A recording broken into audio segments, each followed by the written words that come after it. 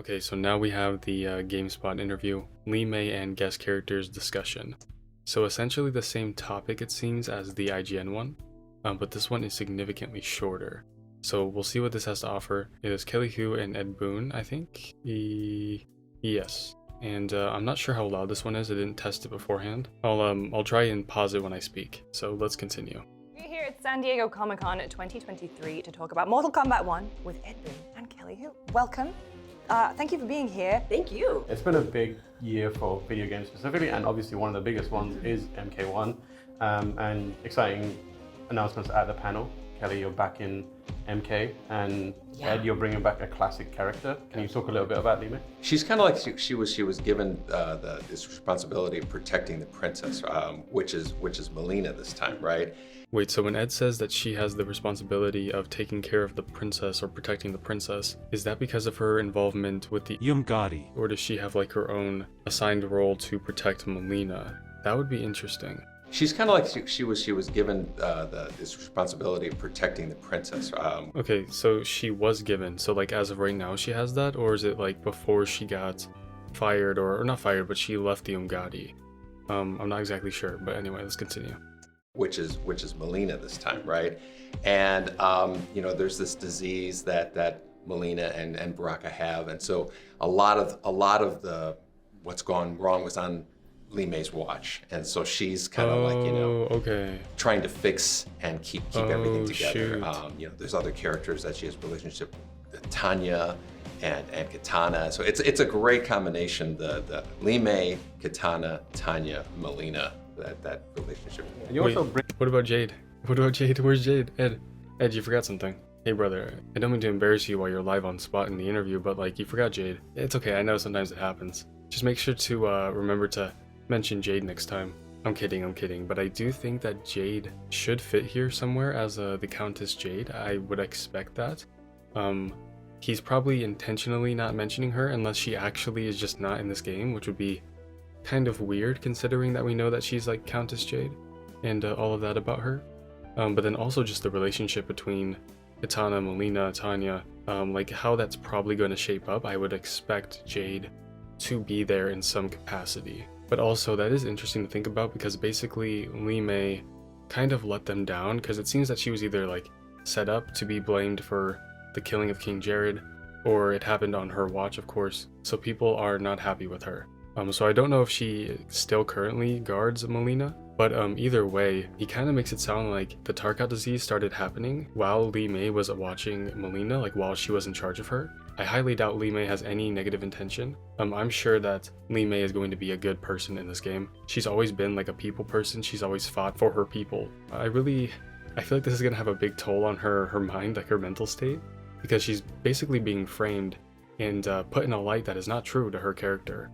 And so she knows that, and she's going to fight her way out of it, I'm sure. And of course, it seems that Liu Kang is on her side, so we'll see how that shapes up. I'm assuming that Sindel is like the person that like fired, or not fired, I keep saying fired. She left the Umgadi, she chose to. But I'm assuming that Sindel is the person that had the most problems with her, because, you know, she's the royalty. bringing back a bunch of characters that you mentioned there, like Tanya. What was it like taking these characters that you have worked with and remixing them in this new era of Mortal Kombat, and how does that feel for you, you know, hitting the big reset button there? Yeah, that's the big part of the fun of this game is we're taking characters that have been around for, you know, decades in a lot of cases. Some of them we haven't seen in over a decade. You know, Lee Mei, for instance, is a lot of people have been asking to see her return. So she has a big role in this game. And then Ashra, right? But retelling the story with these characters in a completely different context. So Liu Kang and Raiden have literally swapped places. Liu Kang is the god, and Raiden is the more of like the common man. And he keeps saying common man. It's so silly. It's so funny that he keeps saying common man. Is that what we referred to Liu Kang as before this? Liu Kang was just like the common man. I would expect him to say like the student or the Shaolin monk or something. But it's funny. It's a good way to like actually make it seem like it's a drastic change. Like he's trying to make it seem like, hey, look, Liu Kang is a god. Raiden is a normal guy. Like he's completely normal now. And I think that's what he's trying to emphasize, of course. But this seems basically the same as the IGN interview. So let's see what else they have to say. And Sub-Zero and Scorpion, who used to want to be killing each other all the time, are now brothers, right? And so, to me, that's what's one of the most exciting things, is this reset and this retelling of a Mortal Kombat story with characters you know, but in completely different situations. Yeah, and you mentioned Baraka as well as coming back. Those are the key kind of Mortal Kombat faces, but you made some other big announcements about guest characters, which are very exciting. I don't know if you know about this, Kelly. But, Oh yeah. I know nothing. You tell me. See, this is what I've been saying ever since I started doing videos on YouTube, because so many people have like this big distaste with guest characters, and I understand. And I personally am not super excited about them. Like, I don't really look forward to them. Like, when they come to me, I'm happy with it, but otherwise I'm okay without them. So this is my perfect example of what I was talking about, where I said that guest characters are like a must in every Mortal Kombat game, and they forever will be. And that is because of the casual fan base, or the people that just know about Mortal Kombat.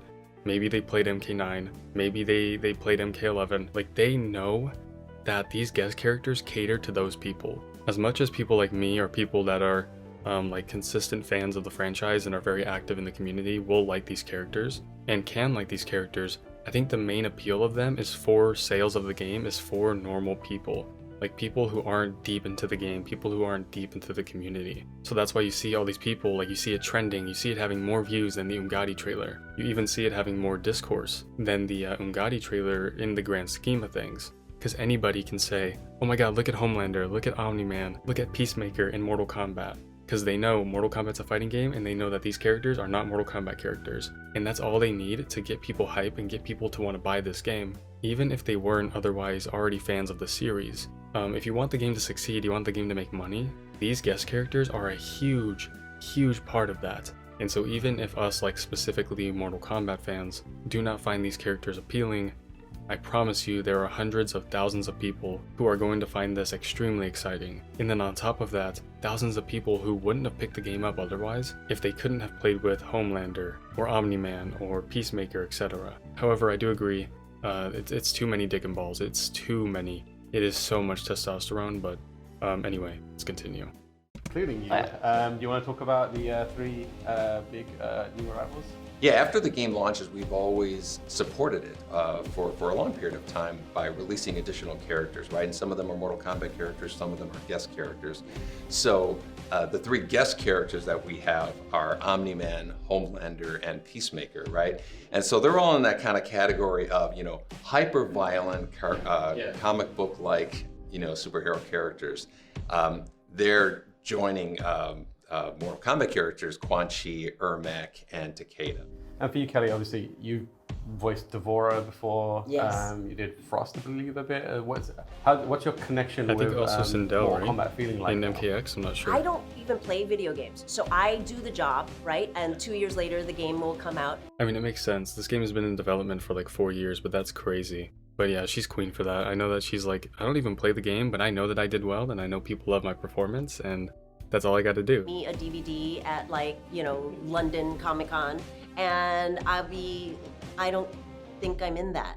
And they'll say, no, you are. Yeah. And they'll have to pull it up on their phone and prove it to me. One of the biggest characters, you are. She has an amazing range. We have some characters whose a big part of the definition of those characters is how they sound. They have a very peculiar thing. Devora is a great example of it. And so, she's being kind of humble there, but she nailed it right there. Yeah, her role as Devora is outstanding. Even if you don't like Devora, you can admit that that character has so much identity and is so unique and specific, and Kelly nails it. She absolutely nails it. So yeah, for sure. Thank you. I thought we had like a whole ass movie ready. I was about to go get some popcorn. Okay, well that's it. It was a very chill interview. Granted, there wasn't too much crazy stuff going on. But with that said, make sure you guys stay safe, stay hydrated, and I will see you all in the next one. Bye-bye.